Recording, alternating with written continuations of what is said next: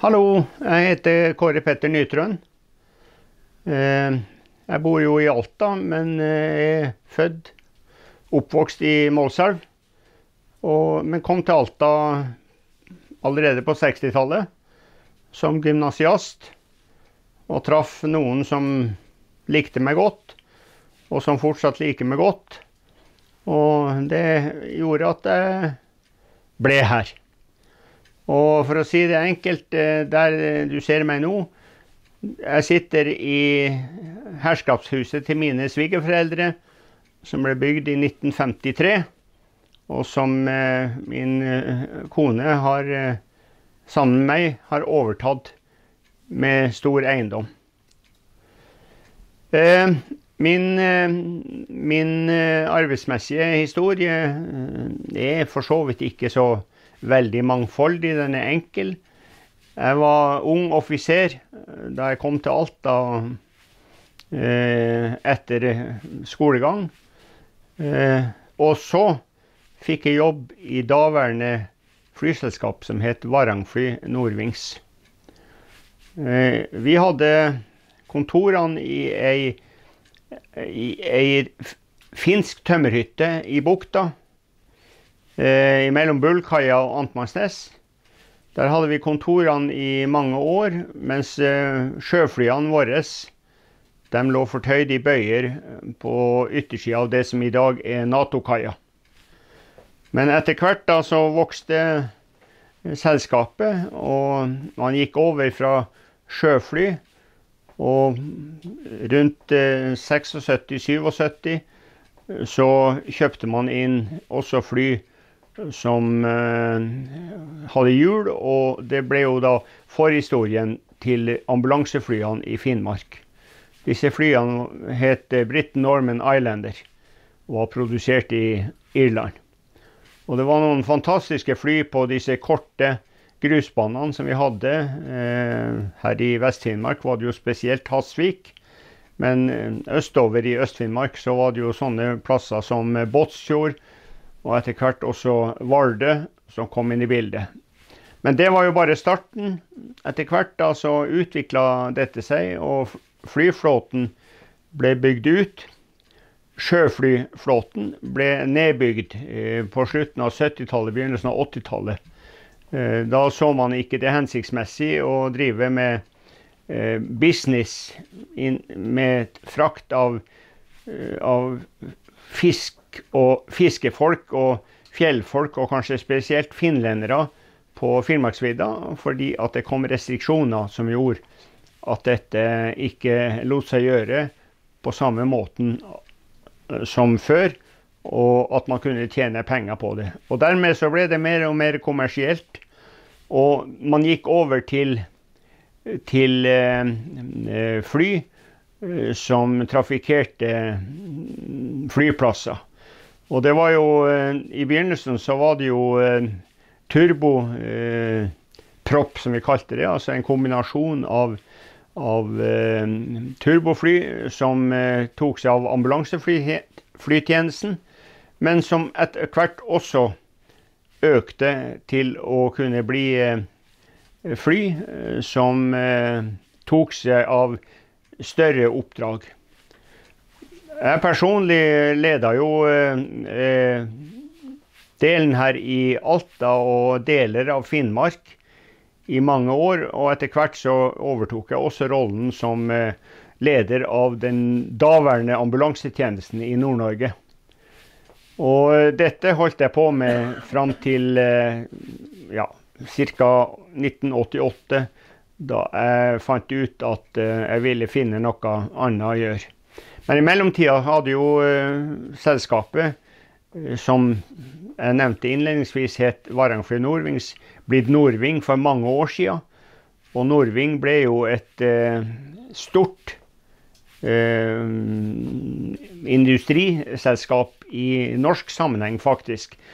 Fordi at på midten av 80-tallet så var vi jo 350-60 ansatte spredt over hele landet. Og vi fikk jo etter hvert en flyflåte som også ble så stor at vi måtte tilsette både flyvertinner og andre mannskaper for å handle dette. Og det var jo spesielt oppbygningen i Sør-Norge som da foregikk, spesielt Skien. Og Saab Fairchild var jo da et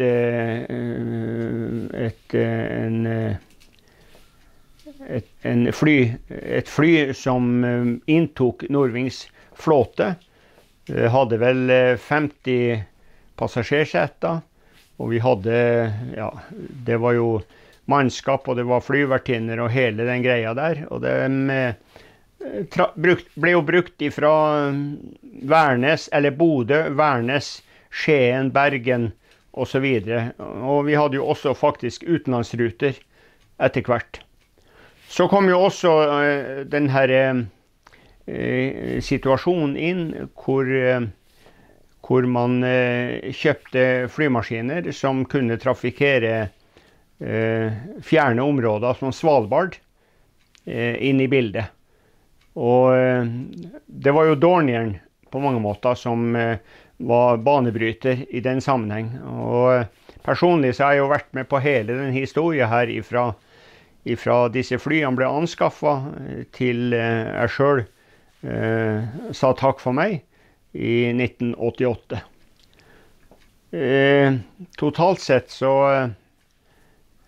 mine 19 år i flybransjen, de har gitt meg mange minner som jeg fortsatt i dag kan faktisk våkne om natta og mimre over. Og jeg har faktisk enda noen kollegaer som jeg har kontakt med fra gamle dager, og det er jo veldig stas. Men jeg har også kollegaer som dessverre er blitt forulykket, enten gjennom krasj. Vil spesielt nevne Ola Ånerud og Kent Finstø, som gikk inn i Njønnesfjellene i Troms. Det var faktisk et år etter at jeg sluttet, og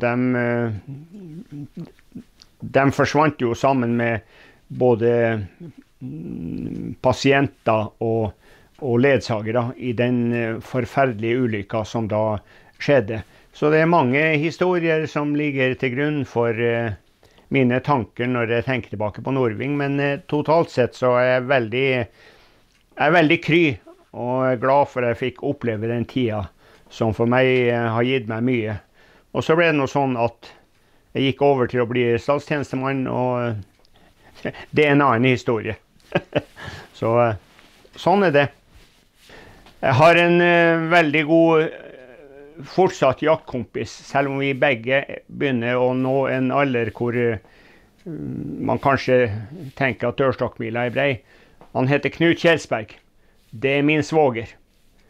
Og vi har tilbrakt, spesielt når det gjelder rypejakt, 50 år ved siden av hverandre hver eneste høst under rypejakta.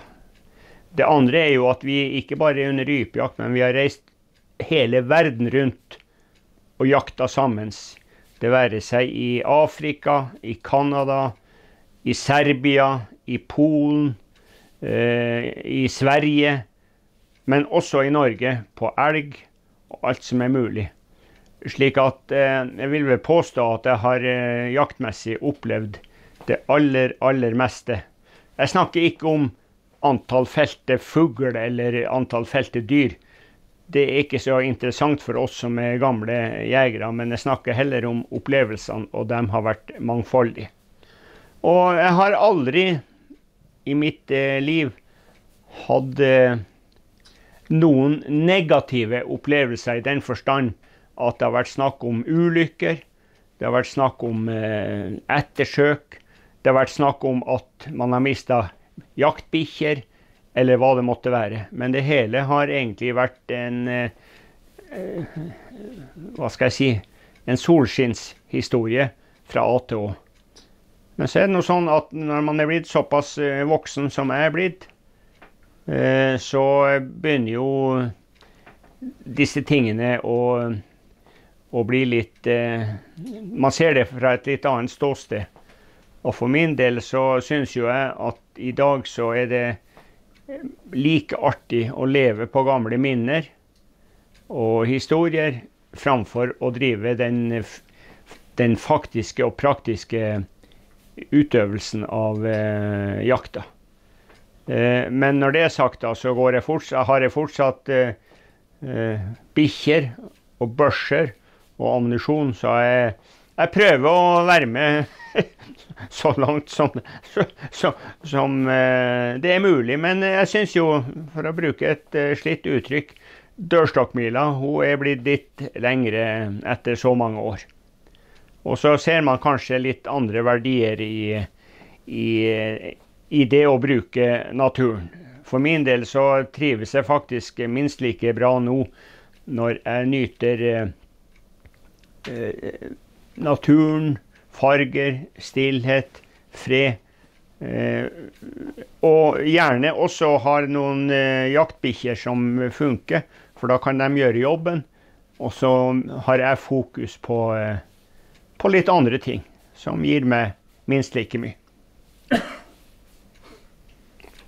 Du har også vært i jeger og fiske en god del. Ja, det har jeg. Jeg var faktisk i en periode fra årtusenskiftet og frem til i 10-12 år, så var jeg en av lederskapet i Norges Jeger og Fisk. Først lokalt her i Alta. Etter hvert så utviklet det seg også til fylkesnivå. Og jeg har også sittet i sentrale nevnder i Norges Jeger og Fisk.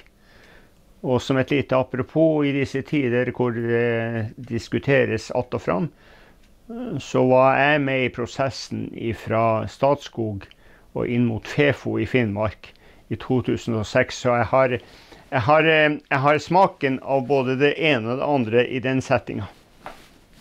Og jeg vil ikke ta stilling til det ene eller andre, men jeg registrerer jo at det en del forskjellige meninger om det som både har skjedd og det som skjer i dag. Det være seg både forvaltningsmessig, men kanskje spesielt i disse dager så går det vel mer på penger og pris og tomter og hva det måtte være.